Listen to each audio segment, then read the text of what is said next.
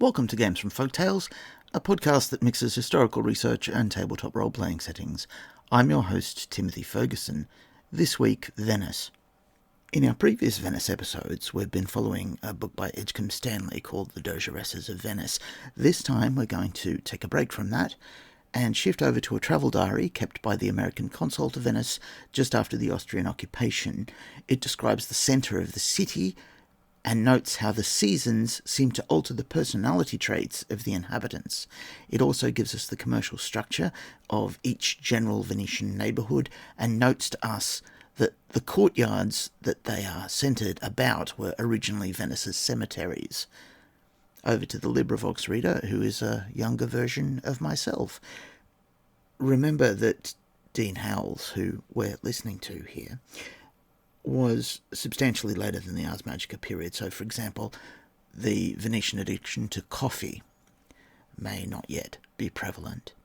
Similar lounger behaviours, however, do trace back to the first flush of wealth which occurred after the Fourth Crusade.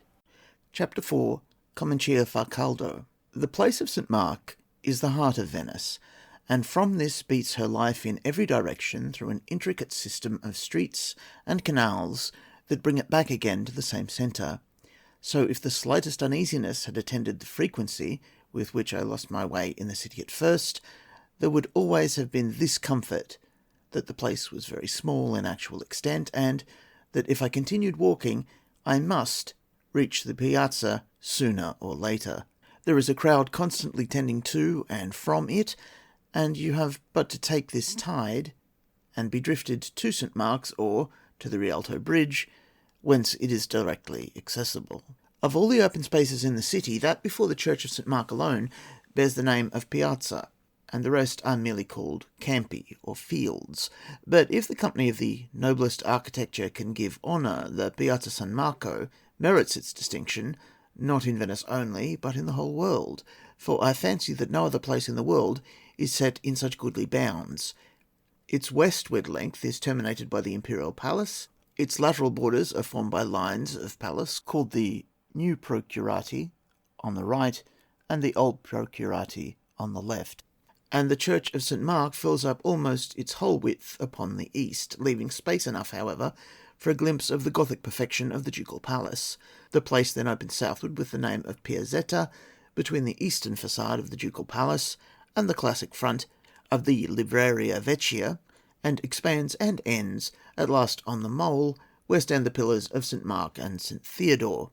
And then this mole, passing the southern facade of the Doge's Palace, stretches away to the public gardens at the eastern extremity of the city, over half a score of bridges between lines of houses and shipping, stone and wooden walls, in the long crescent-shaped quay called Riva degli Schiavoni. Looking northward up the Piazzetta from the Molo, the vision traverses the eastern breadth of the piazza and rests upon the clock tower, gleaming with blue and gold, on which the bronze giants beat the hours, or it climbs the great mass of the Campanile San Marco, standing apart from the church at the corner of the New Procurati, and rising 400 feet toward the sky where the Venetian might well place his heaven, as the Moors bounded paradise in the celestial expanse that roofed Granada. My first lodging was but a step out of the piazza, and this vicinity brought me early into familiar acquaintance with its beauty, but I never, during 3 years, passed through it in my daily walks without feeling, as freshly as at first, the greatness of this beauty. The church, which the mighty bell tower and the lofty height of the palace lines make to look low, is in no wise humbled by the contrast, but is like a queen enthroned amid upright reverence. The religious sentiment is deeply appealed to, I think, in the interior of St. Mark's, but if its interior is heaven's, its exterior, like a good man's daily life, is earth's, and it is this winning loveliness of earth that first attracts you to it, and when you emerge from its portals, you enter upon spaces of such sunny length and breadth, set round with such exquisite architecture, that it makes you glad to be living in this world. Before you expands the great piazza, peopled with its various life. On your left, between the pillars of the Piazzetta, swims the blue lagoon, and overhead climb the arches, one above another, in excesses of fantastic grace. Whatever could please the Venetian seems to have brought hither, and made part of his piazza, that it might remain forever the city's superior grace. And so, though there are public gardens and several pleasant walks in the city, the great resort in summer and winter, by day and by night, is the Piazza San Marco.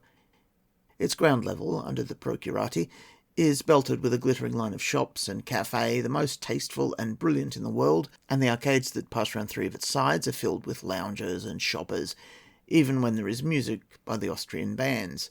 For, as we have seen, the purest patriot may then walk under the Procurati without stain to the principles, which would be hopelessly blackened if he set foot in the piazza. The absence of dust and noisy hoofs and wheels tempts social life out of doors in Venice more than in any other Italian city, though the tendency to this sort of expansion is common throughout Italy. Beginning with the warm days of early May and continuing to the Villa Leggiatura, the period spent at the country seat, interrupts it in late September, all Venice goes by a single impulse of dolce far niente, and sits gossiping at the doors of the innumerable café on the Riva degli Schiavoni, and the Piazza San Marco, and in the different squares in every part of the city. But of course the most brilliant scene of this kind is in St. Mark's Place, which has a nighttime glory indescribable, won from the light of uncounted lamps upon its architectural groups. The superb imperial palace, the sculptured, arcaded, and pillared Procurati, the Byzantine magic and splendour of the church, will it all be there when you come again tomorrow night? The unfathomable heaven above seems part of the place, for I think it is never so tenderly blue over any other spot of earth. And when the sky is blurred with clouds, shall not the piazza vanish with the azure? People, I say, come to drink coffee and eat ices here in the summer evenings, and then, what with the promenades in the arcades and in the piazza, the music, the sound of feet, and the hum of voices, unbroken by the ruder uproar of cities where there are horses and wheels, the effect is that of a large evening party, and in this aspect the piazza is like a vast drawing-room. But by all odds, the lounges at Florian's were the most interesting, because they were the most various. People of all shades of politics met in the dainty little saloons. Though there were shades of division even there, and they did not mingle, they were curious to look at, those tranquil, indolent Italian loafers, and I had an uncommon relish for them. They seldom spoke together, and when they did speak, they burst from silence into tumultuous controversy, and then lapsed again into perfect silence. The elder among them sat with their hands carefully folded on the heads of their sticks, gazing upon the ground, or else buried themselves in the perusal of the French journals. The younger stood a great deal about the doorways, and now and then passed a gentle jest with the elegant waiters in black coats and white cravats, who hurried to and fro with the orders, and called them out in strident tones to the accountant at his little table, or sometimes these young idlers would make a journey to a room devoted to ladies and forbidden to smokers, looked long and deliberately in upon its loveliness, and then returned to the bosom of their taciturn companions. By chance I found them playing chess, but very rarely. They were all well-dressed, handsome men, with beards carefully cut, brilliant hats and boots, and conspicuously clean linen.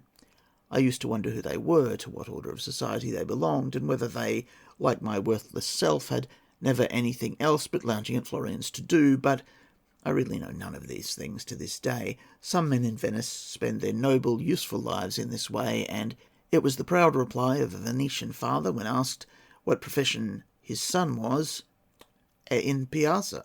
That was, he bore a cane, wore light gloves, and stared from Florian's windows at the ladies who went by. I hope that the reader adds to this sketch, even in the winter-time, occasional tourists under the Procurati at their café, and in the shops, where the shopkeepers are devouring them with the keenness of an appetite unsated by the hordes of summer visitors. I hope that the reader also groups me fishermen, gondoliers, beggars, and loutish boys about the base of St. Mark's, and at the feet of the 3 flagstaffs before the church, and that he passes me a slatternly woman and a frowsy girl or two through the piazza occasionally, and that he calls down the flocks of pigeons hovering near. I fancy the latter half ashamed to show themselves, as being aware that they are a great humbug, and unrightfully in the guidebooks. Meantime, while I sit at Florian's, sharing and studying the universal worthlessness about me, the brief winter passes, and the spring of the south, so unlike the ardent season of the north, where it burns full summer before the snows are dried upon the fields, descends upon the city and the sea, but, except in the little gardens of the palaces, and where here and there a fig tree lifts its head to peer over a lofty stone wall, the spring finds no response of swelling bud and unfolding leaf, and it is human nature alone which welcomes it. Perhaps it is for this reason that the welcome is more visible in Venice than elsewhere, and here, where the effect of the season is narrowed and limited to men's hearts, the joy it brings is all the keener and deeper. It is certain, at least, that the rapture is more demonstrative. The city, at all times voiceful, seems to burst into song with the advent of these golden days and silver nights. Bands of young men go singing through the moonlit streets, and the Grand Canal re-echoes the music of the parties of young girls as they drift along in the scarcely moving boats and sing the glories of the lagoons and the loves of fishermen and gondoliers. In the public gardens they walk and sing, and wandering minstrels come forth before the cafe, and it is hard to get beyond the tinkling of guitars and the scraping of fiddles. It is as if the city had put off its winter humour with its winter dress, and as Venice in winter is the dreariest and gloomiest place in the world, so in spring it is the fullest of joy and light. There is a pleasant bustle in the streets, a ceaseless clatter of feet over the stones of the squares, and a constant movement of boats upon the canals. We say, in a cheap and careless way, that the southern peoples have no homes, but this is true only in a restricted sense, for the Italian, and the Venetian especially, makes the whole city his home in pleasant weather. No one remains under a roof who can help it, and now, as I said before, the fascinating outdoor life begins. All day long, the people sit and drink coffee and eat ices and gossip together before the cafe, and the soft midnight sees the same diligent idlers in their places.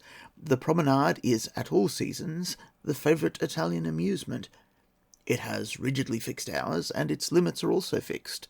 But now in spring, even the promenade is a little lawless, and the crowds upon the Riva sometimes walk as far as the public gardens, and throng all the wider avenues and the piazza, while young Venice comes to take the sun at St. Mark's in the arms of its high-breasted nurses, mighty country women, who, in their bright costumes, their dangling chains, and headdresses of gold and silver baubles, stride through the piazza with the high, free-stepping movement of blood horses, and look like the women of some elder race of barbaric vigour and splendour, which, but for them, had passed away from our puny, dull-clad times.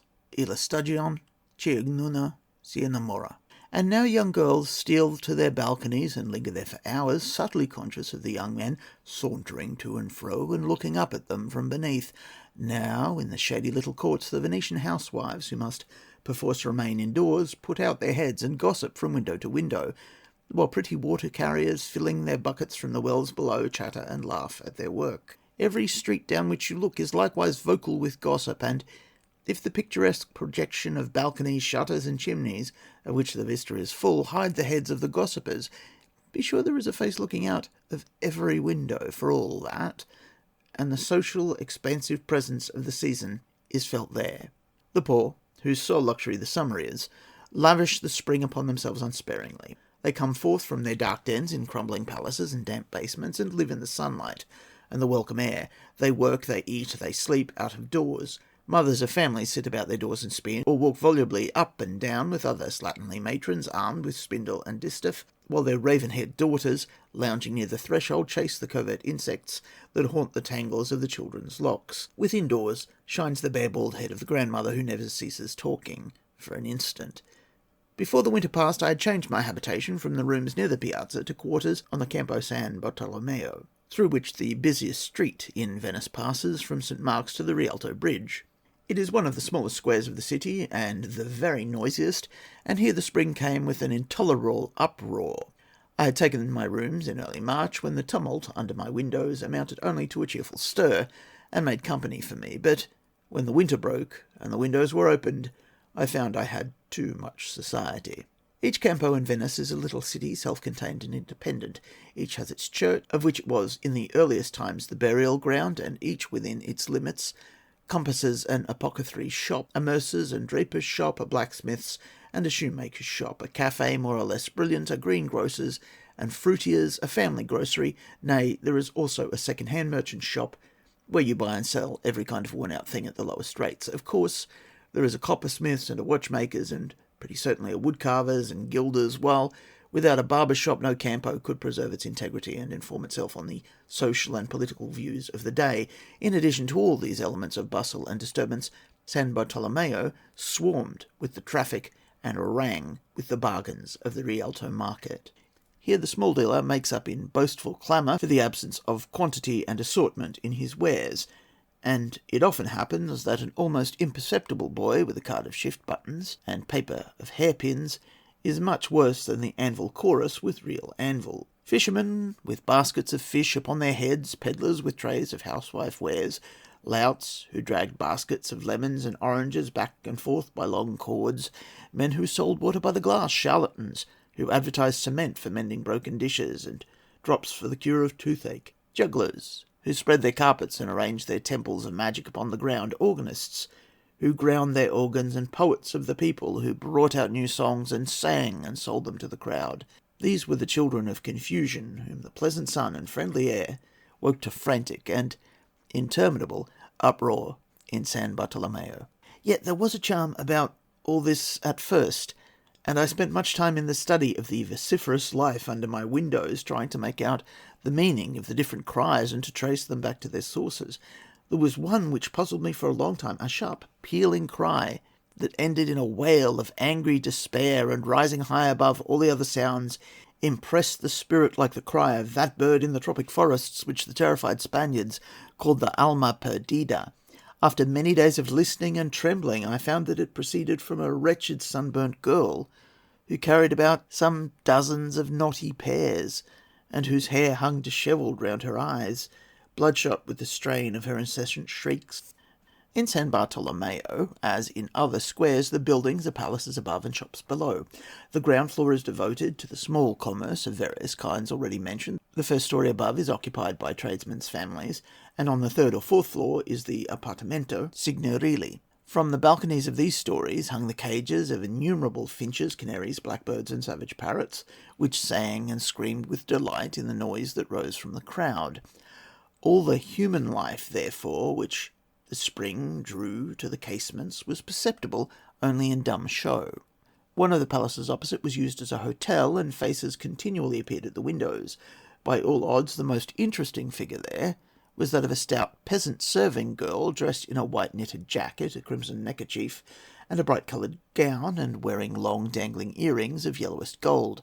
For hours this idle maiden balanced herself half over the balcony rail in perusal of the people under her, and I suspect made love at that distance, and in that constrained position, to some one in the crowd. On another balcony a lady sat and knitted with crimson yarn, and at the window of still another house a damsel now looked out upon the square, and now gave a glance into the room in the evident direction of a mirror. Venetian neighbours have the amiable custom of studying one another's features through opera glasses, but I could not persuade myself to use this means of learning the mirror's response to the damsel's constant fair or not, being a believer in every woman's right to look well a little way off. I shunned whatever trifling temptation there was in the case, and turned again to the campo beneath, to the placid dandies about the door of the cafe, to the tide of passers from the merceria, the smooth-shaven Venetians of other days, and the bearded Venetians of these, the dark-eyed, white-faced Venetian girls, hooped in cruel disproportion in the narrow streets, but richly clad and moving with southern grace, the files of heavily burdened soldiers, the little policemen loitering lazily about with their swords at their sides. As the spring advances in Venice, and the heat increases, the expansive delight with which the city hails its coming passes into a tranquiller humour, as if the joy of the beautiful season had sunk too deeply into the city's heart for utterance. I, too, felt this longing for quiet, and as San Bartolomeo continued untouched by it, and all day roared and thundered under my windows, and all night long gave itself up to sleepless youths, who there melodiously bathed the moon in chorus, I was obliged to abandon San Bartolomeo and seek calmer quarters where I might enjoy the last luxurious sensations of springtime in peace. Now, with the city's lapse into this tranquiller humour, the promenades cease. The facchino gives all his leisure to sleeping in the sun, and in the mellow afternoons there is scarcely a space of 6 feet on the Riva degli Schiavoni which does not bear its brown cloaked peasant basking face downward in the warmth. The broad steps of the bridges are by right the berths of the beggars. The sailors and fishermen slumber in their boats, and the gondoliers, if they do not sleep, are yet placated by the season, and forbear to quarrel, and only break into brief clamours at the sight of inaccessible Inglesi passing near them under the guard of valets de place. Even the play of the children ceases, except in the public gardens, where the children of the poor have indolent games and sport as noiselessly as the lizards that slide from shadow to shadow and glitter in the sun asleep. This vernal silence of the city possesses you, the stranger in it, not with sadness, not with melancholy, but with a deep sense of the sweetness of doing nothing, and an indifference to all purposes and chances. If ever you care to have your name on men's tongues, behold, that old yearning for applause is dead. Praise would strike like pain through this delicious calm, and blame, it is a wild and frantic thing to dare it by any effort. Repose takes you to her inmost heart, and you learn her secrets, arcana unintelligible to you in the new world life of bustle and struggle. Old lines of lazy rhyme win new colour and meaning. The mystical, indolent poems whose music once charmed away, all will to understand them are revealed now without your motion. The slumbrous bells murmur to each other in the lagoons. The white sail faints into the white distance. The gondola slides athwart the sheeted silver of the bay. The blind beggar who seemed sleepless as fate dozes at his post.